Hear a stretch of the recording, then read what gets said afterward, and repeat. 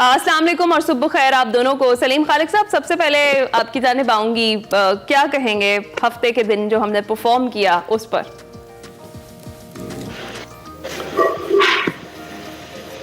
मैं अगर आपने मुझसे सवाल किया तो सॉरी, थोड़ा मेरे ख्याल मैं मिस कर गया सवाल, नेटवर्क का इशू था। आपका मुझसे सवाल यही है कि हफ्ते के दिन की परफॉर्मेंस के बारे में क्या कहेंगे? जी हफ्ते की मुझे लग रहा है आप दोनों स्टेडियम गए थे, जितनी मैं मायूस आपसे बातें आज मैंने सुनी इंट्रो में, तो शायद स्टेडियम में अपनी टीम की जो दुर्गत बनते देख के ज्यादा आप लोगों को अफसोस हुआ होगा। बहरहाल ये एक तरह से देखें ब्लेसिंग इन डिस्गाइज भी है कि चलो शुरू में ही होगी मिठाई चैंपियंस ट्रॉफी से पहले ही, और थोड़ा आइडिया हो गया कि जी क्या परफॉर्मेंस है, क्या खामियां हैं, और एक आध खूबी जो हम पहले डिस्कस कर चुके थे फखर के हवाले से, तो वो सामने आई। देखें हम लोगों ने पहले ही कहा था खुशदिल शाह के हवाले से, अब तो मैं तो कहता हूँ फहीम अशरफ को भी अगले मैच में खिला देना चाहिए ताकि वो पता चल जाए कि वो भी कितने पानी में है, और इसी तरह उस्मान को भी मौका देना चाहिए। देखिए चेयरमैन क्रिकेट बोर्ड ने कह दी है ये बात, तो मैंने स्टोरी दी थी, बाद में उन्होंने तस्दीक भी की कि हाँ उन्होंने कहा है कलेक्टर से कि वो रिकंसीडर करें, लेकिन ईगो है या कोई और कहीं से भी प्रेशर आया हुआ है कि वो सुनने को तैयार नहीं है। आज 10 तारीख है, कल तक का वक्त है उनके पास, अब भी स्क्वाड को बैलेंस करना चाहे तो कर सकते हैं। हमने देखा कि न्यूजीलैंड की जो टीम थी उसने 2 स्पिनर्स खिलाए और उन्होंने परफॉर्म भी किया। हम एक स्पिनर पूरे स्क्वाड में हमारे है। फिर हमने देखा 10 ओवर में हमारे जो रेगुलर ओपनर जो थे, फखर को तो सही खेले, लेकिन जो दूसरे ओपनर थे 10 ओवर में आउट हुए। बाबर, उनके स्कोर सिर्फ 11 था शायद, और डबल बॉल उन्होंने खेली। तो ये भी एक खामी है, ऑलराउंडर्स की भी कमी है, स्पिनर का बताया। फास्ट बॉलर जो रेगुलर है हमारे, पहला स्पेल अच्छा किया, बाद में वो लोग भी इतना नहीं परफॉर्म कर पाते, तो नजर आ रही है खामियां सबको। बिल्कुल ठीक। अब ऐसा आप बताइएगा कि अच्छी कुर्सियां लगा के बुरे प्लेयर्स खिला देना, ये कैसी स्ट्रेटजी है? हाँ देखें, अगर आप थोड़ा सा स्टेडियम की बात करें तो खुशी तो थी कि इतना कम टाइम पे आपने स्टेडियम बनाया, रेनोवेशंस थी, जितना आपने एक ओपनिंग सेरेमनी की, तो मैंने कहा कि सब लोग एक अच्छे पॉजिटिव मूड के अंदर पाकिस्तान स्टेडियम में पाकिस्तान को देखने भी अगले दिन आए थे न्यूजीलैंड के खिलाफ। आपको याद हो इससे थोड़ा सा पहले अगर आप बात करें ऑस्ट्रेलिया की बात कर लें या साउथ अफ्रीका में, इसी टीम को कहा जा रहा था कि फेवरेट से चैंपियंस ट्रॉफी जीतने में 1-2 चेंजेस की वजह से आपके सामने की सूरत हाल है, जिस तरीके से आपकी टीम का डाउनफॉल हुआ। उस्मान खान को आप वापस लेके आए, आपने खुशदिल शाह को चलें, अगर मैं पिछले मैच की बात करूं, आप ऑलमोस्ट इस ट्राई नेशन सीरीज के फाइनल से बाहर हैं, क्योंकि आप जो मार्जिन से हारे हैं बहुत मुश्किल होगा कि उसको आप कवर कर सके, इतना आसान आपके लिए नहीं होगा। अब बहुत से लोग शायद मुझसे डिसएग्री भी इस चीज पे कर रहे थे, मैं खुद भी चाह रहा था कि यार कोई मसला नहीं होता अगर आप हारते भी हो, क्योंकि ये आपके लिए बेस्ट मौका है, जो सलीम खालिक साहब भी कह रहे हैं कि आप अपने कॉम्बिनेशन को ट्राई कर सकते हो। 11 तारीख जो कि कल है, उससे पहले कि आपको पता लग जाएगा कौन कितने पानी में, हमने किसको चेंज करना है किसको नहीं करना। लेकिन आपने शायद एक बैकग्राउंड ऑफ द माइंड एक चीज बनाई हुई थी, क्योंकि आपको पता खबरें आने लग पड़ी थी कि तैयब ताहिर को शायद चेंज किया जाएगा, सुफियान मुकीम को लाया जाएगा, और अकल के दुश्मनों वो बैट्समैन है तैयब ताहिर, वो खेलता ही ऊपर डिवीजन के ऊपर रहा है, वो जिस पोजीशन पे खेलता है वो एक बैट्समैन की पोजीशन है। आप एक बैट्समैन को स्पिनर के साथ कैसे डोमिनेट कर सकते हो, ये मुझे समझ से बालातर था। फिर उसने ऊपर से एक अच्छी चीज की कि उसने 30 बड़ा जबरदस्त किया था, अनफॉर्चुनेटली कैच आउटस्टैंडिंग था जो उसका पकड़ा गया, तो वो फिर एक मैं कहता हूँ कि प्रेशर इनके ऊपर आ गया। भाई अब तो शायद पोल हमारी खुल चुकी है, जो सलीम खालिक साहब भी बात करें, ये करना पड़ेगा आपको। देखिए आप अगर चाहते हैं कि आपकी जो टीम स्ट्रॉन्ग यूनिट है चैंपियंस ट्रॉफी के अंदर, उस्मान खान था, फहीम अशरफ था, आपने उनको मौका क्यों नहीं दिया ताकि आपको पता लग जाता कि ये कितने पानी में है, और ये बहुत अरसे के बाद ओडीआई क्रिकेट के अंदर वापस आएंगे। फहीम अशरफ ऑलमोस्ट 2 साल के गैप के बाद आएंगे। उस्मान खान ने जो अभी रिसेंटली खेला है वो T20 खेला, ओडीआई क्रिकेट नहीं खेला, तो आपको पता लग जाता है कौन सा लड़का किस पोजीशन पे खेल रहा है। लेकिन अनफॉर्चुनेटली आपने नहीं खिलाया, कल आखिरी तारीख है यहाँ पर। लेकिन पाकिस्तान का जो सबसे बड़ा जो फ्लॉ आपको नजर आया था वो बैटिंग पे तो मैं आऊंगा, बॉलिंग यूनिट पे भी आया था। आप आखिरी ओवर्स में देखें ना कि आपके बॉलर्स को कितनी मार पड़ी है, ये नजर आता है कि आपके पास डेप्थ ओवर का बॉलर नहीं मौजूद, आप उसमें स्ट्रगल करते हुए नजर आए हैं। लोग कंपेयर करते हैं आपकी परफॉर्मेंस को ऑस्ट्रेलिया के साथ, देखें ऑस्ट्रेलिया के अंदर कंडीशंस डिफरेंट थी। मैं इस चीज के ऊपर बार बार जोर देता है, वो आपके प्रोग्राम में, अपने प्रोग्राम में पिछले बेशक निकाल के देख लें वीडियो, जिसमें मैंने बात कही है कि आपकी टीम अगर 300 सवा 300 खा लेती है, क्या आपके बैट्समैन के अंदर इतना दमखम है कि उसको परफॉर्म कर सके, उसको चेज कर सके, वो साहब आपको नजर आ रहा था। हाँ। लेकिन बॉलिंग यूनिट के अंदर आपको जो डेप्थ ओवर का, अब्बास अफरीदी की इसलिए बात हो रही थी कि उसको कैरी आपको करना चाहिए था, हारिस रऊफ नहीं थे, वो इंजरी की वजह से बाहर चले गए। आई डोंट नो, जो रिपोर्ट अभी आ रही है शायद वो अगला मैच भी ना खेलें, तो उनका जो एक डेप्थ ओवर का एक स्पेल होता है वो आपको कल मिसिंग फैक्टर आपको नजर आ रहा था। पाकिस्तान की बैटिंग की बात करें, बाबर को तो आपने ओपन करवा लिया कह के कि आप ओपन कर लो फखर जमान के साथ, लेकिन जो आपका ओडीआई क्रिकेट का जो मिडिल ऑर्डर है वो सारा सस्टेन ही बाबर पे करता है। आपने उसको जब ओपन करवाया तो आपकी पोल मिडिल ऑर्डर के अंदर खुल गई, क्यों सस्टेनेबल था ही नहीं। तो पाकिस्तान स्टिल मैं कहता हूँ कश्मकश में है। आई डोंट नो कि क्या सूरत हाल बनती है। आज अच्छी चीज है कि नेट सेशन आज इनका होगा। तरीकाकार तो ये होता है कि आप एक मेडिकल रिपोर्ट बना के कहते हो लड़का फिट नहीं है, या जानबूझ के गेंद मार दे तो उसके घुटने पे कहते फिट। तो कुछ ना कुछ आपको करना पड़ेगा, क्योंकि ये सूरत हाल अच्छी नहीं है चैंपियंस ट्रॉफी। सही है। तो सलीम खालिद साहब, जिस तरह से हमने देखा था कि तनकीद भी बहुत ज्यादा हुई थी और फिर परफॉर्मेंस ने साबित भी कर दिया वो सारी चीजें, अवैस बार बार यही कह रहे हैं कि एक दिन है, अभी भी कुछ किया जा सकता है। तो आपको लगता है कि अपने फैसले में तब्दीली की जाएगी और किसको किससे रिप्लेस किया जा सकता है अगर तब्दीली की जाती है तो? वैसे जो बात बोली है ना, गेंद मार दो, उसमें भी है टाइम। कल तक इसकी नौबत नहीं है।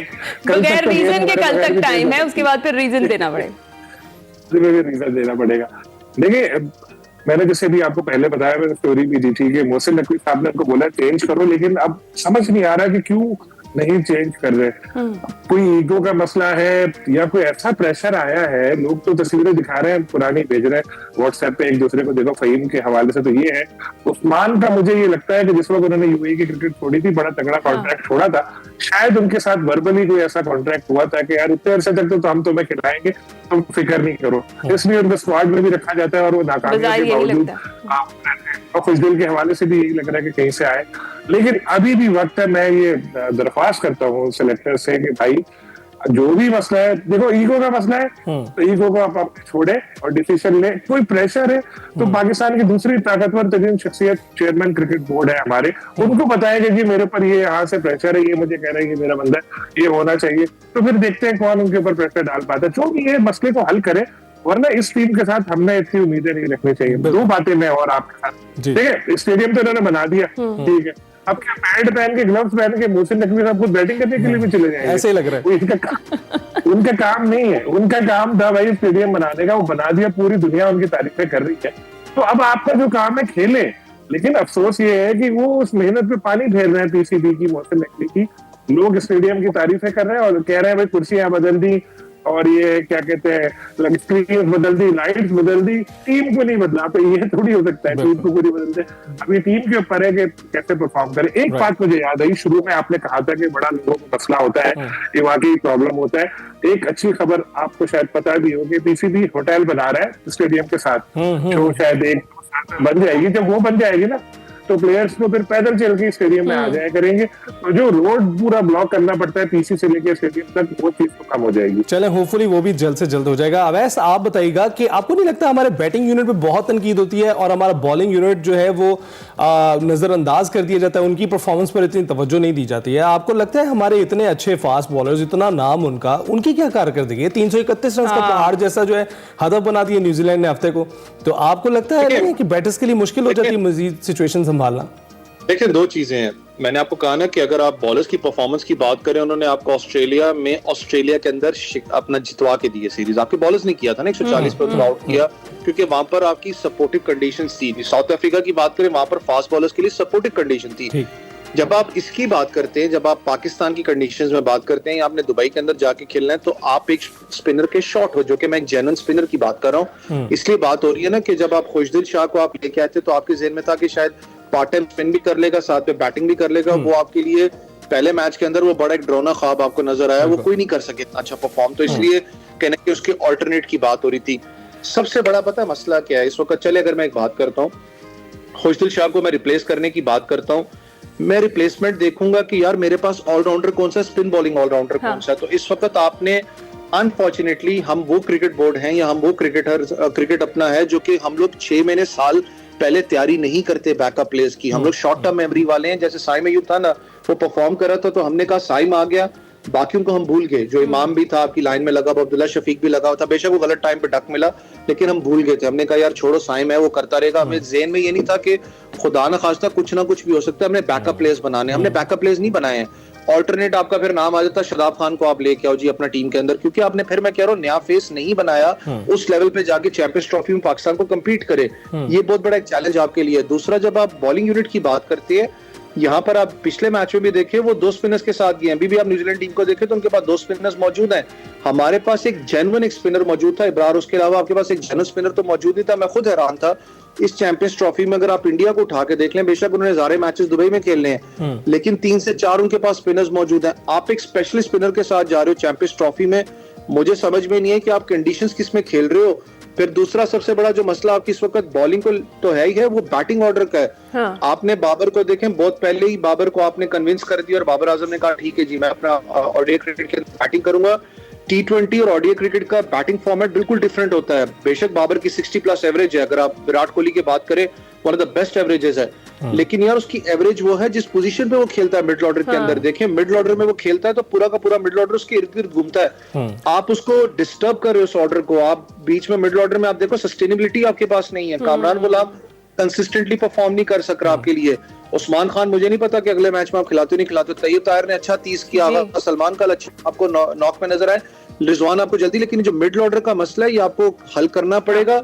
ये शॉर्ट टर्म प्लानिंग है। फिर मैं कह रहा हूँ कि आप ट्राई नेशन को शायद जेन में या चैंपियंस ट्रॉफी के स्टार्ट में कह रहे हो कि बाबर ओपन कर लेगा, ये बहुत इशू बनने वाला है आपको, और आपको नजर आ रहा है उस चीज का। सलीम खालिद साहब, जिस तरह से भी अवैस ने कहा है कि बाबर के साथ ओपनिंग, आपको लगता है कि बाबर जो है बड़े वो कॉन्फिडेंट होकर खेल रहे थे? क्योंकि हमें तो डरे डरे से दिखाई दिए और बार बार वो फखर को ही कह रहे थे कि वो आगे रहें और वही करते रहें परफॉर्म, लेकिन आपको लगता है कि अगले मैच में बाबर से करवानी चाहिए ओपनिंग? देखिए अगर बाबर से नहीं करवाएंगे तो किससे करवाएंगे? रिजवान को थोड़ी आ सकते हैं, क्योंकि हमारे पास हमने भी ऑप्शन लिया है, एक ही रेगुलर ओपनर है हमारे पास, फखर एक ही रेगुलर ओपनर है। फिर तो वैसे ही बना देंगे तो बाबर को भी मेरे ख्याल ये भी खिलाएंगे। लेकिन बात यह है कि बाबर का कॉन्फिडेंस लेवल वैसे ही लो चल रहा है। एक बंदे के कॉन्फिडेंस, अगर बाबर अपनी पीक पर होते तो बाबर कहते जाओ मैं नहीं कर रहा, अपना जो करना है कर लो, मैं अपने नंबर पे खेलूंगा। अभी बेचारे वैसे ही प्रेशर में है, स्कोर उनसे कंसिस्टेंसी से हो नहीं रहा, तो वो जो उनको बोल रहे हैं वो मान रहे हैं वो। लेकिन ये बाबर के साथ भी गलत है कि एक बंदे का कॉन्फिडेंस वैसे ही लो हुआ है और आप उसके ऊपर जबरदस्ती करके आपने उसको ओपनर बना दिया। और बात यही है कि स्पिनर्स के खिलाफ उनसे खेला ही नहीं जा रहा। इस मैच में भी यही हुआ कि जैसे ही स्पिनर आया वो आउट हो गया। पेसर्स को तो फिर भी खेल रहे थे। जो पहला उन्होंने चौका लगाया था कमाल शॉट था, मैंने कहा यार ये तो पुराना वाला बाबर आ गया जो कवर ड्राइव उसने खेला है। लेकिन बाद में बदकिस्मती से वो उसको परफॉर्मेंस को अपने बरकरार नहीं रख सके। सबको सलीम साहब, सबको उसी बाबर का इंतजार है, वो पता नहीं कहाँ खो गया है। बहुत शुक्रिया आपका और अवैस आपका, आप दोनों का।